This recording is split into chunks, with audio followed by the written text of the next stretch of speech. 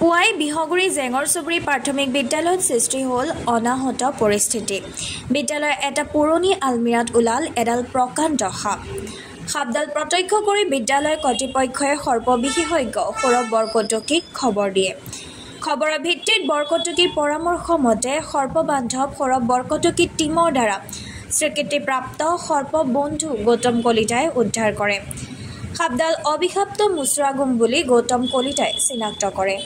আৰক্ষী চাকৰি সমান্তৰালকৈ প্ৰকৃতিমূলক ক্ষেত্ৰখনতো গৌতম কলিতাই এনেদৰে সেৱা জনাই যাব বুলি সংবাদ মাধ্যমক সদৰি কৰে। উল্লেখ্য যে কৃষকৰ সন্তান তথা এগৰাকী প্ৰকৃতিপ্ৰেমী আৰু সৰ্প উদ্ধাৰকাৰী হিচাপে প্ৰতিষ্ঠা লাভ কৰা সৰ্পবন্ধু গৌতম কলিতাই ইতিমধ্যে অসম আৰক্ষী পৰীক্ষাত অৱতীৰ্ণ হৈ সফলতা অৰ্জন কৰিছে। বুলি কয় মানে প্ৰতিটো ঘৰত থাকিলে বাইৰকীয়া বুলি কয় আৰু আপোনাৰ মই সৌৰভ বৰকটকী সৰ্ববন্ধ টীমৰ ফালৰ পৰা আহিছোঁ আৰু 2-3 বছৰ হ'ল মই এই ৰেস্কিউ কামত লাগি আছোঁ বাৰু দৌৰি আছোঁ। ভয় কৰিবলগীয়া একো নাই, একদম সামান্য বিষাক্ত হয়। যদি বাইচান্স কামুৰেও বা চিকিনাছ এটা ল'লে হৈ যাব, বাকী ভয় কৰিবলগীয়া একো নাই, জাল ভাল হয়।